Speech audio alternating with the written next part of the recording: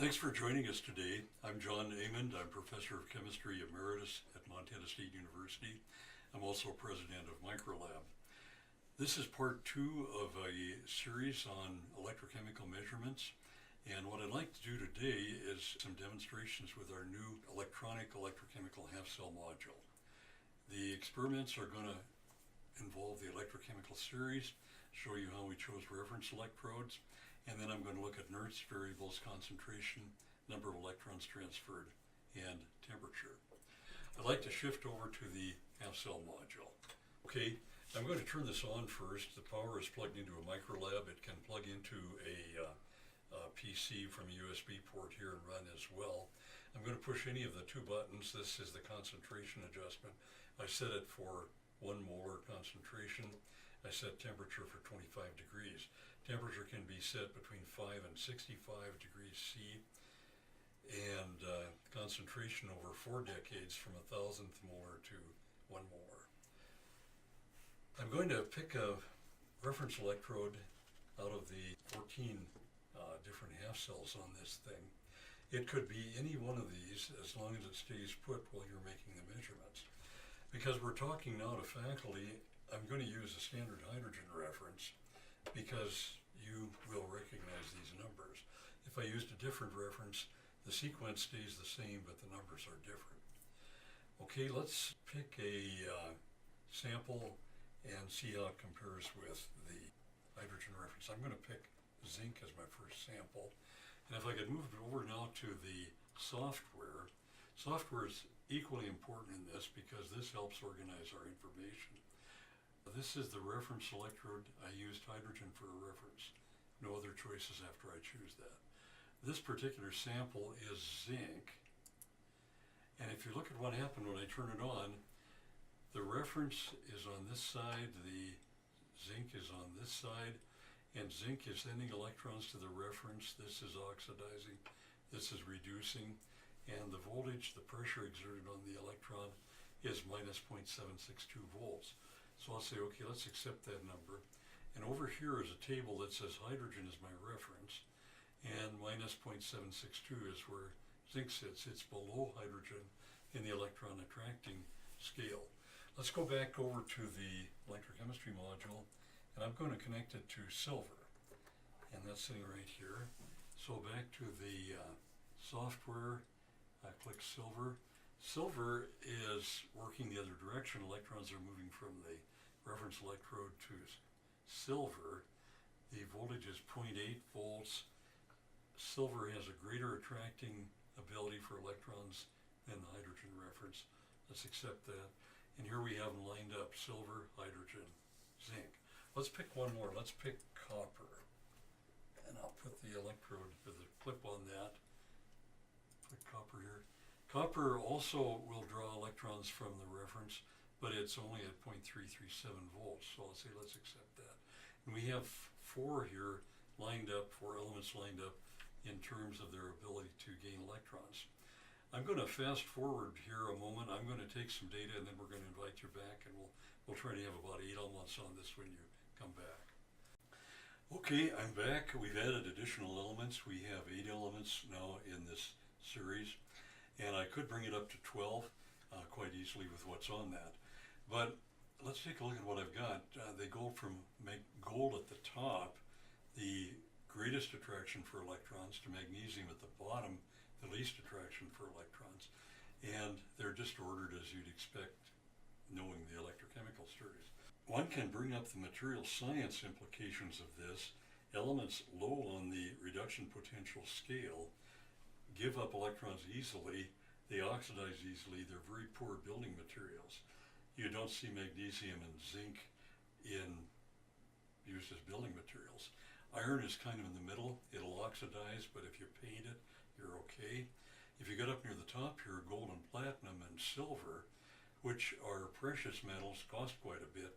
They don't oxidize very well at all, and they're used for jewelry, for like in printed circuits where you don't want them to oxidize. Okay, now let's look at the second half of this. What happens if you change the concentration of an ion? And I'm going to close this down, and we will open the Nernst Nernst Equation software. The advantage of this software is that you can see which direction electrons are moving, but largely you can quickly get your data organized and get a graph. I'd like to go over to the module right now, to the half-cell module. I'm going to continue to use the hydrogen electrode, and I'm going to use silver as my example, my first example for the concentration experiment. And I've got a hydrogen reference. We go back here. I've got silver as my sample, and I'm going to start with 1 molar. And if you look at this, it says silver is attracting electrons from the reference, which is sitting stable at 0.8 volts. So I'll say, okay, let's take that.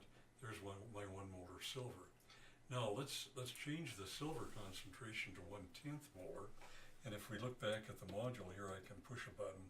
All the ion concentrations here change to 1/10 molar, and it dropped to 741. Accept that. Let's drop it to 0.01 molar. I did that. Drop to 682. Accept that. And finally, I'll move over and I'll drop it to 1,000th molar. Dropped again, and I'll click that here.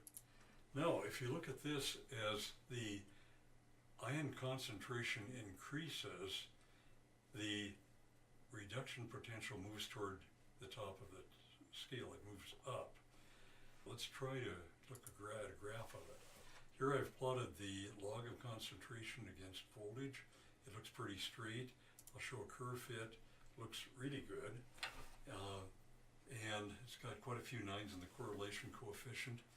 And the slope is 0.059 volts per decade, 59 millivolts per decade. Let's remember that. I'm going to save this. I'll say, okay, close this. I'll save that data as data set 1. And let's clear the data, and we're going to try a different sample. I'm still going to use the hydrogen electrode, but if we look over here at the module, I'm going to try copper as my sample this time. Copper differs from silver in that copper is a +2 and silver is a +1. So copper is my sample. We'll start at this time, it's set at 1,000th molar. I'll start here, 0.249 volts, take that data. I'm going to move it up to 100th molar. It moved up to 280, and that would be here. Accept that. I'll move it up to 1/10 molar and take that data. And then finally I'll move it up to 1 molar copper ion and take that data. Let's take a look at the table. It did exactly what the other one did. As you increase the concentration, it moves up in the electrochemical series. Now let's draw a graph and see if it's linear or not. It appears to be. Curve fit, there it is. And this time the slope is 0.0293 volts, 29 millivolts per decade. It's just half of what the other one, what the silver was. Copper has 2 electrons transferred, silver has 1 electron transferred. Let me turn this off. I'll save it as data set 2. And then we can say, okay, let's compare the data sets. And if you look up here, I've got silver and copper. And here's the 059, roughly 60 millivolts per decade change for hydrogen, for silver, and just about half that for copper. You can store up to 3 data sets. We could go ahead and do gold. We could change the temperature and see what happens there. There's a lot you can do with this, and you can do it very rapidly and demonstrate it to your class or have your students do it in lab. With that, thank you for joining us, and we'll look forward to meeting you again in the next video.